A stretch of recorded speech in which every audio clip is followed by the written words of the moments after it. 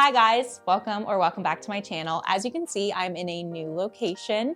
Recently set up a brand new studio and got some decor. As you can see here, please subscribe to my channel if you're not already. I've noticed that the majority of my viewers actually are not subscribed to me. And that being said, I just hit 1K. So thank you so much for those of you that have subscribed up to this point. I'm very excited to have hit this milestone. And even though we live in a day and age where things and followers seem to be measured by the millions, I think that having 1,000 people subscribe to me is one of my greatest accomplishments, and I'm so happy to have you here. Today, I wanted to do a very casual video in my new setting and just kind of reintroduce myself a little bit. So, hi, my name is Tesla. My channel is Teslux. It's a play on my name and things I love, which is luxury. Doesn't always have to be designer, though that is kind of what I love to talk about. So today I'm going to be talking about my luxury wish list. So these are going to be all the things that I'm hoping to get. I want to say in January is when I did my first luxury wish list. It was pretty long and I wanted to narrow it down to like my top 5 things.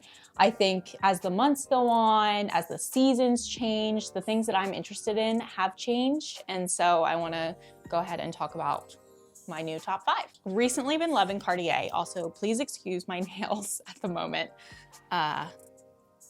They need done, but I'm trying to give them a break. I made a TikTok once that my toxic trait is that I don't give my nails a break from gel even when they need it. And so I don't know why I've decided for my first video back in this new setup, I'm going to do that, but I digress. Cartier has been a huge love for me. I got my first Cartier piece in January of this year. Again, please ignore my nails. They're not in a very showy condition, but as you can see, this is the Cartier Wedding Love Band in the color yellow gold. It's 18 karat gold, and I got it as a push present, technically from myself to myself, but I like to think of it as a push present from my son to me, and so it just has a lot of sentimental value.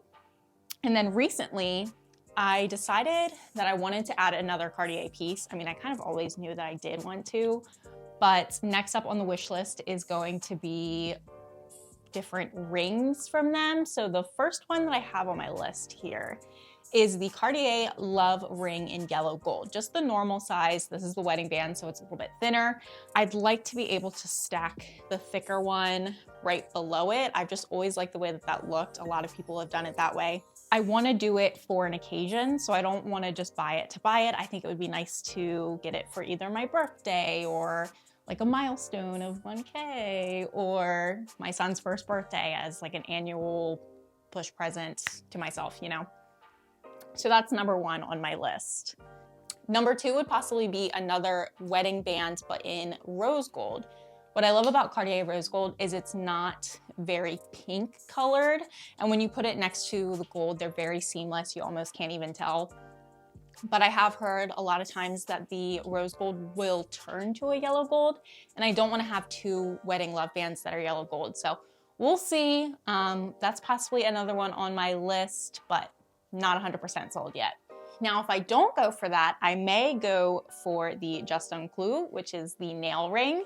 And I have a dupe here I picked up from Etsy. For those of you that know me, a lot of times if I'm gonna go ahead and spend something or a lot of money on luxury, then I'd like to start out first by spending money on a dupe, if you will, and to see if I actually like it. Is it functional for me? A great example of this is actually my Birkin dupe right here. This is not a real Birkin.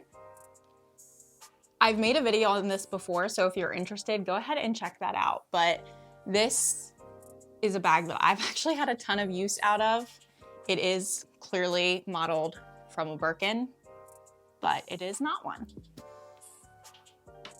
Granted, don't think I'll be buying a Birkin anytime soon, but I know if I did, I would use it.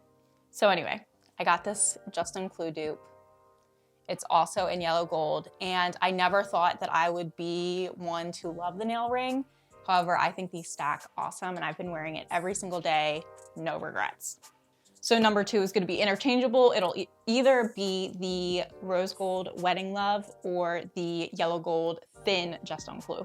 Number 3 is actually a discontinued item by Cartier, though they do have one kind of similar, and that is the cord love bracelet. So I'll put a picture of it here so you can see it. But the one that they currently have is the Trinity cord bracelet, and it just has rose gold, yellow gold, and white gold, interchangeable, and then it has a colorful silk cord that you wear as the bracelet. What's really cool about this one is you can go into Cartier at any point and get the color of your cord, or just the cord in general, switched out. So if you're someone that likes to wear it in the shower all the time and it starts to get frayed, or you wear it in the ocean, or whatever the case may be, you can go in. If you want to switch it up with every outfit you wear, that would probably be a little excessive, but you could if you wanted to. There's no limit on it.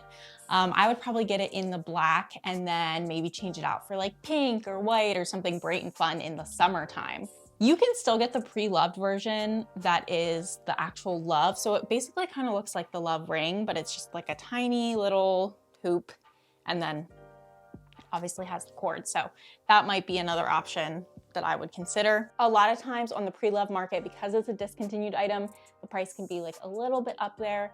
But for me, I just feel like the Trinity has to be a different type of piece. I love the Trinity rings, especially the thin ones, but for that bracelet, I don't know, just the plain love is the one that kind of catches my attention.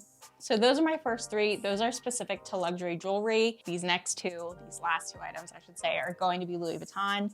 The first one's gonna be a pochette accessoire, the new model. And I'm thinking I might consider getting Azure. I'm not too sure. I'm having an Azure moment right now. I just got my first piece. Let me show you.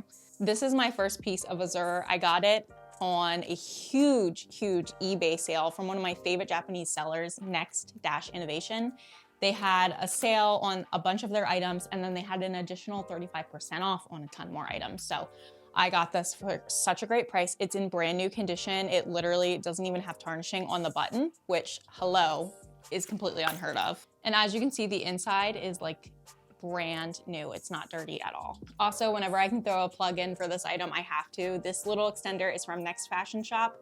I got it so that I can keep my car key the same direction as the rest of my keys and not stress out the top of the key holder. I do have a discount code with them. It's Tesla15 for 15% off. There's always a link in the bio. And for reference, I do get the 2-inch extender, and it fits perfectly right outside of this. So highly recommend that. But anyway, I would consider getting a pochette accessoire in this print. I was always kind of on the fence about this print. Damier Ebene or Ebene has always been my favorite. Monogram really did sneak up on me and quickly became a favorite as well, but I don't know, this one's creeping in. So I want to get the new model for a couple of reasons. One, it is a little bit thicker. I just feel like I could potentially use some more room. It has a pocket inside, which is just nice. I don't even know if I would necessarily use it, kind of just like a bonus thing.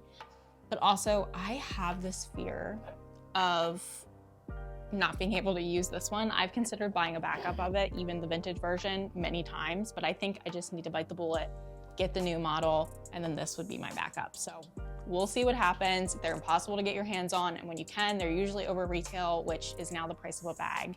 Insane. So I don't know. If there's the right deal, it'll be mine.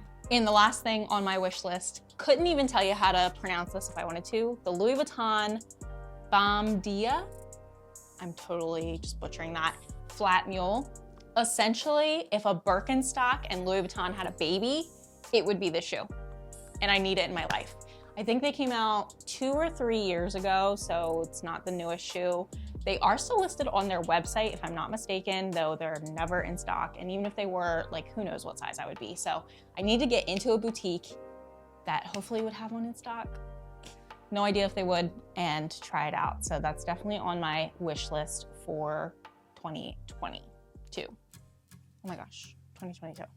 Where does the time go?